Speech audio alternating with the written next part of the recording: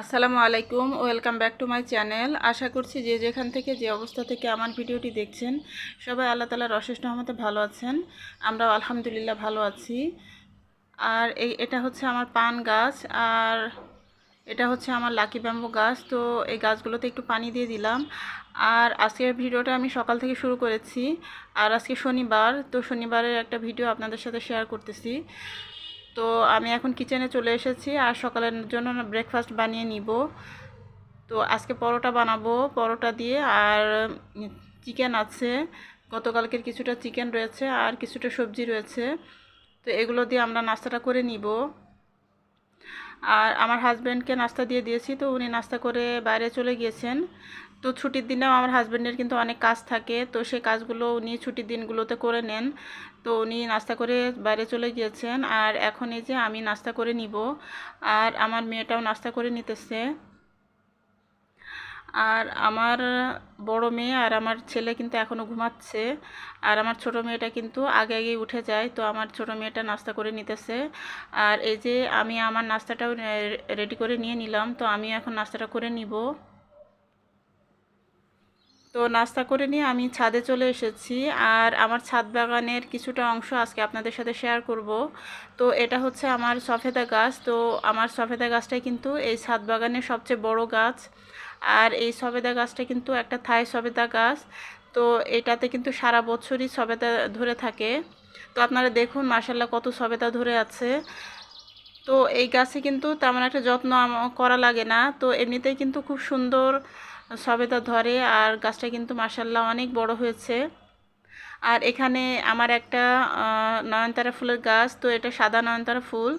তো সাদা নয়নতারাটা আমার অনেক বেশি ভালো লাগে। আর এটা হচ্ছে আমার জবা ফুলের গাছ, আর এটা হচ্ছে করমচা গাছ। আর এখানে আমার একটা বেগুনের গাছ আছে, আর এটা হচ্ছে আমার গোলাপ গাছ। তো গাছ তো আরও অনেক বেশি ছিল। আর এখানে আরেকটা ডালিম গাছ, আর এটা হচ্ছে নিম গাছ। আর এখানে দুইটা স্নেক প্লান্টের গাছ আছে, আর একটা অ্যালোভেরা গাছ আছে। আর এখানে দুইটা মরিচের গাছ আছে। আর এখানে একটা ডালিম গাছ। তো ডালিম গাছে কিন্তু অনেক ফুল এসেছে। আর এই ডালিম গাছের মধ্যে কিন্তু সিম গাছটা উঠে গিয়েছে আর সিম ধরেছে। আর এখানে এই যে থানকুনি পাতার গাছ, তো দেখুন কত থানকুনি পাতা ধরেছে। তো এই থানকুনি পাতা এগুলো কিন্তু এমনিতেই হয়েছে। আর আমি বেশ কয়েকদিন আগের একটা ভিডিওতে সিম তোলা দেখিয়েছিলাম, গাছ থেকে সিম তুলেছিলাম। আর বাকি যে সিমগুলো হয়েছে সেই সিমগুলো আজকে আমি এখন তুলে নিব। তো আমার ছাদ বাগানে আগে অনেক বেশি গাছ ছিল, তো সেই গাছের তো আমি বলেছি যে বাড়িওয়ালারা নোটিশ করেছিলেন, তো তার জন্য অনেক গাছ কিন্তু ফেলে দিতে হয়েছে। আর এখন কিন্তু খুব হালকা পাতলা গাছ আছে, খুবই সামান্য কিছু গাছ আছে। আর ওই সাইডেও আরও কিছু আমার গাছ আছে, তো ওগুলো আমি অন্য আরেকটা ভিডিওতে দেখাবো। ওইদিকে লেবু গাছ আছে, তারপরে জাম গাছ আছে, আম গাছ আছে, বড়ই গাছ আছে। তো ওগুলো আরেকদিন ইনশাল্লাহ শেয়ার করব।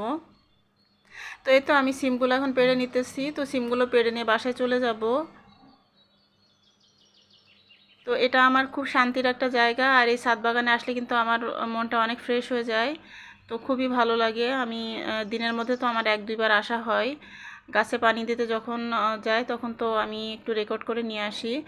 আর এই তো আমি এখন বাসায় চলে এসেছি, আর এই তো সিমগুলো আমি একটা ঝুড়িতে করে তারপরে এখন রেখে দিলাম। তবে সিমগুলো আমি আজকে রান্না করব না, অন্য আরেকদিন রান্না করব। তো সকালে চা খাওয়া হয়নি, তো এখন আমি চাটা তৈরি করে নিলাম, নিয়ে তারপরে এখন চাটা খেয়ে নিব। আর এখানে যে আমার একটি স্নেক প্লান্টের গাছ রেখেছি আমার সেন্টার টেবিলের উপরে। তো আমার আবার রিয়েল প্লান্ট দিয়ে ঘর সাজাতে অনেক ভালো লাগে। তো আমি 2 ধরনের গাছ দিয়ে ঘর সাজাতে পছন্দ করি। আর এই তো আমি এখন কিচেনে চলে এসেছি, তো দুপুরে রান্নাবান্নাগুলো এখন করে নিব। তো আজকে উস্তা ভাজি করব দুপুরের মেনুতে, আজকে যেটা আছে। খুব বেশি কিছু আর কি রান্না করব না। তো এই যে মাছগুলো এখন ভেজে নিতেছি হালকা করে। তো এই মাছগুলো দিয়ে কিন্তু আমি একটা মাছের ভর্তা বানাবো, আর উস্তা ভাজি করব, আর মুরগির মাংস রান্না করব। তো মুরগির মাংস রান্না করার জন্য আমি ফার্স্টে আলুগুলো ভেজে নিব, সামান্য একটু হলুদ দিয়ে তারপর আলুগুলো ভেজে নিব। তো আর ডাল রান্না করব। তো এই হচ্ছে আজকে আমাদের দুপুরে খাবার দাবার। তো ভিডিওর এ পর্যায়ে আপনাদের কাছে প্রতিদিনের মতো সেই ছোট্ট কথাটা একটু মনে করিয়ে দিই যে আমার ভিডিও যদি আপনাদের কাছে একটু ভালো লাগে তো আমার ভিডিওতে একটা লাইক দিয়ে প্লিজ ভিডিওটি দেখবেন। আর যারা এখন আমার চ্যানেলটাকে সাবস্ক্রাইব করেনি সেই সমস্ত ভাই আপুদেরকে আমি বলতে চাই যে আপনারা প্লিজ আমার চ্যানেলটাকে সাবস্ক্রাইব করে আমার চ্যানেলের সাথেই থেকে যাবেন, আমার বন্ধু হয়ে প্লিজ। আর আমি ইনশাল্লাহ আপনাদেরকে সাপোর্ট করব। যদি আমার সাপোর্টের প্রয়োজন হয় তো আপনারা প্লিজ আমাকে জানাবেন, আমিও ইনশাল্লাহ আপনাদেরকে সাপোর্ট করব। তো এই যে আমার মুরগির মাংসটা কিন্তু প্রায় রান্না হয়ে এসেছে। তো আমি এখন এখানে কিছু কাঁচামরিচও দিয়ে দিলাম।